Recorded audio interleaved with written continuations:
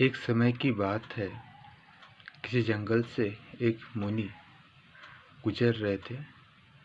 मुनि के सर पर बड़ा सा गठरी का बोझ था। इसी दौरान उसी रास्ते से एक राजा का रथ आया। राजा ने देखा कि मुनि गठरी का बड़ा सा बोझ लेकर जा रहे हैं। राजा ने रथ रोका और मुनि से पूछा कि मुनिवर, आप आगे की तरफ जा रहे हैं तो मेरे रथ पर विराजमान हो जाइए। मैं भी आगे की तरफ ही जा रहा हूँ, आपको छोड़ता जाऊँगा। इस पर मुनि ने राजा की बात को स्वीकार कर लिया और रथ पर बैठ गए। लेकिन मुनि ने उस गठरी को अपने सर पर ही रखा। राजन ने कहा कि आप इस गठरी को नीचे रख दीजिए रथ पर। इस पर मुनि का जवाब था कि राजन, मैं इतना स्वार्थी नहीं हूँ।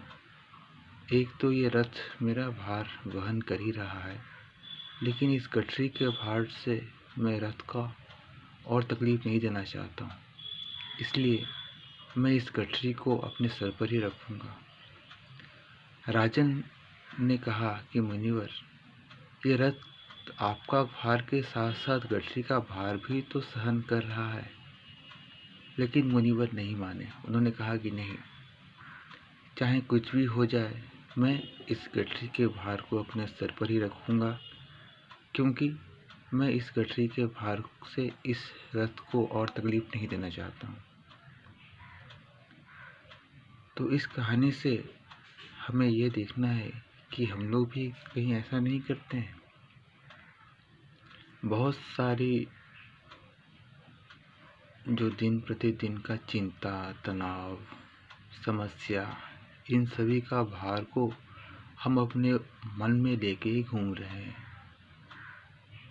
अगर मुनि विवेक से काम लेते तो मुनि गठरी के ऊपर ही बैठ जाते, क्योंकि रथ तो मुनि का भार के साथ साथ गठरी का भार भी लेकर ही आगे बढ़ रहा है।